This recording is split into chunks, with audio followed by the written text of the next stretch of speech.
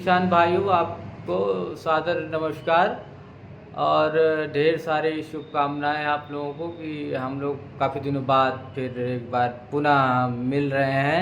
और आज आप लोगों के लिए एक नई सूचना लेके आए हैं कि रबी का सीज़न है, गेहूं की कटाई हो गई है या हो भी रही है कुछ जगहों पे, जो की कटाई हो गई है। तो ऐसे अनाजों को भंडारण करने के तौर तरीके हम कैसे अपनाएं कि ताकि हमारे अनाज जो है काफ़ी समय तक सुरक्षित रहें, कीड़े मकोड़ों से जो लग जाते हैं, कीड़े मकोड़े लग जाते हैं, जल्दी से वो ख़राब हो जाता है, उससे बचे और लंबे समय तक उसको हम अपने खाने के रूप में इस्तेमाल करें। इसके लिए हमारे विशेषज्ञ हैं हमारे बीच में श्री सलीम अली खान साहब, वो सलाहकार हैं राष्ट्रीय खाद्य सुरक्षा मिशन में हमारे जनपद आगरा में। वो आपको कुछ अच्छी टिप्स हैं, जानकारियां हैं जो देंगे ताकि आप अपने अनाज को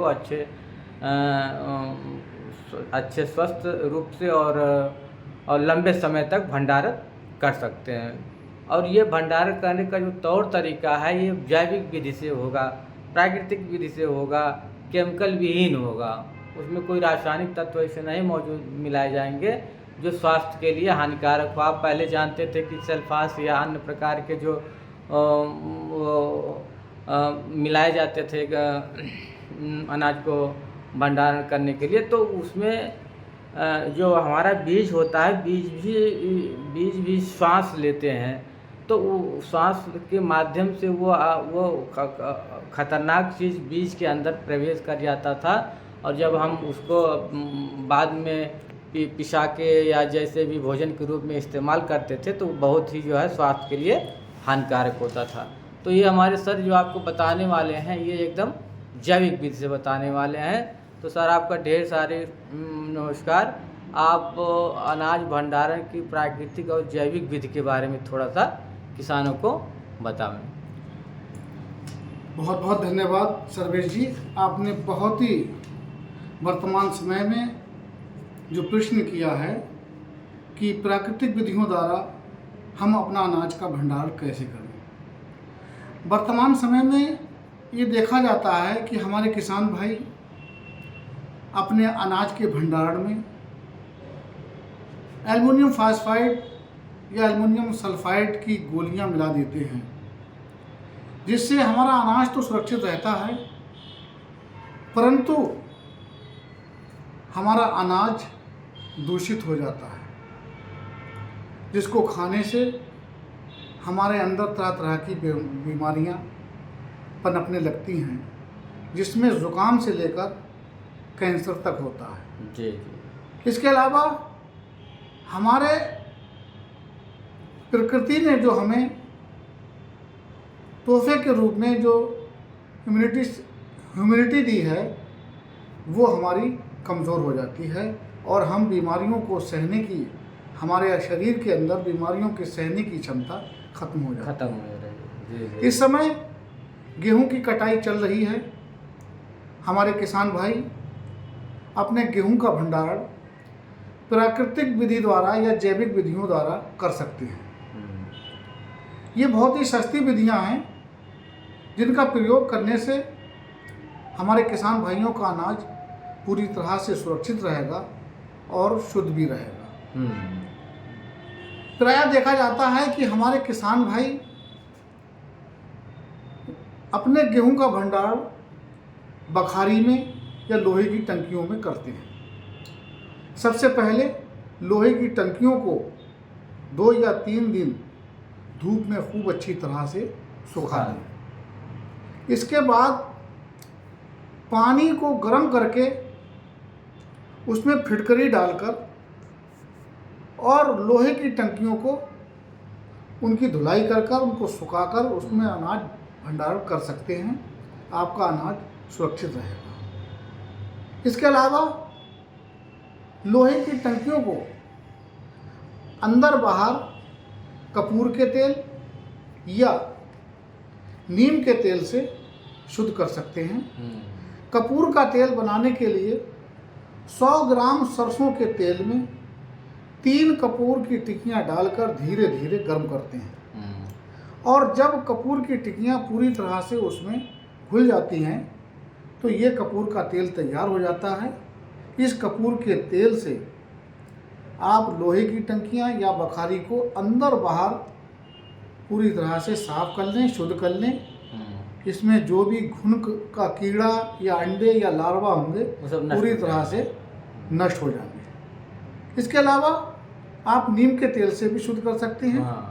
नीम का तेल बनाने के लिए 250 ग्राम सरसों के तेल में 15 से 20 ग्राम सूखी हुई नीम की पत्तियों को डालकर धीरे धीरे गर्म करते हैं। इतना गर्म करते हैं कि जिससे कि हमारी नीम की पत्तियां काली पड़ जाएं। जब नीम की पत्तियां काली हो जाती हैं तो हमारा तेल तैयार हो जाता है। इस तेल के द्वारा भी हम अपनी बखारी या लोहे की टंकियों को अंदर बाहर शुद्ध कर सकते हैं। हमारा अनाज पूरी तरह से सुरक्षित रहेगा।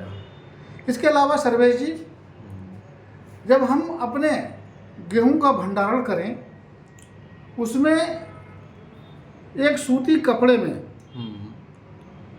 कपूर की टिक्कियों को लेकर उसको बांधकर और हम अपनी बखारी में 3-4 कपूर की टिक्कियाँ सूती कपड़े में बांधकर डाल दें, हमारा अनाज पूरी तरह से सुरक्षित रहेगा।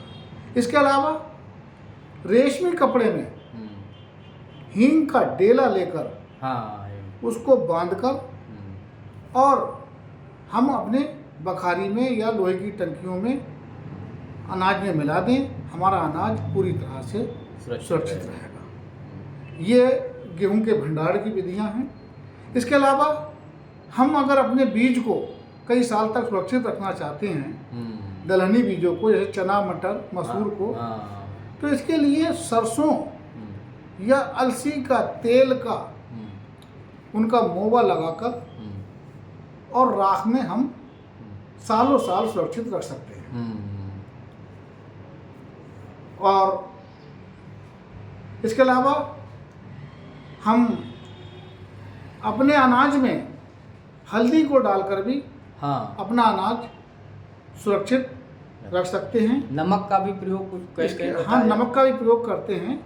इसके अलावा माचिस की तीलियों को भी डालकर हम अपने अनाज को सुरक्षित रख सकते हैं। और इसके अलावा हम बहुत से देखा जाता है, प्रश्न उठता है कि हम चावल का भंडारण कैसे करें। अधिक समय तक चावल रखने पर चावल में सुंडियाँ पड़ जाती हैं। तो हमारे किसान भाई जब चावल का भंडारण करें तो उसमें 10 किलो चावल में 100 ग्राम बुझा हुआ चूना मिला दें। इस बुझा हुआ चूना मिलाने से जो चावल में जो कीट लगता है उसकी प्रजनन शक्ति कम हो जाती है और वो नष्ट हो जाते हैं, शक्ति खत्म हो जाती है और हमारा चावल पूरी तरह से सुरक्षित रख सकते हैं। इसके अलावा हमारे किसान अगर अपने स्टोर में अपना अनाज भंडार करना चाहते हैं या गोदाम में भंडार करना चाहते हैं तो इसके लिए हमारे किसान भाई अपने गोदाम में 1 से 1.5 फीट सूखा भूसा नीचे बिछा दें। बिछाने के बाद बोरों में गेहूं रखते भरकर दीवार से 2.5 फीट की दूरी पर भंडारण कर सकते हैं। अनाज पूरी तरह से सुरक्षित रहेगा। और पहले के पूर्वज हमारे जो भूसे में रखते ही थे और लंबे समय तक सुरक्षित भी रहता था, क्योंकि भूसा नमी को ग्रहण करता रहता है और किसी तरह के कीट को अंदर नहीं आने देता है। बहुत बहुत धन्यवाद आपको सर, ढेर सारा धन्यवाद, बहुत बहुत धन्यवाद ये बेहतरीन जानकारी हम किसान बंधुओं को देने के लिए। और हम चाहते हैं कि हमारे किसान बंधुओं के लिए आप कुछ और ऐसी नई जानकारी लेके आवें जो किसानों के हित में हो और उनके कृषि आय को दुगनी करने में मदद मिले। जय हिंद, जय किसान, जय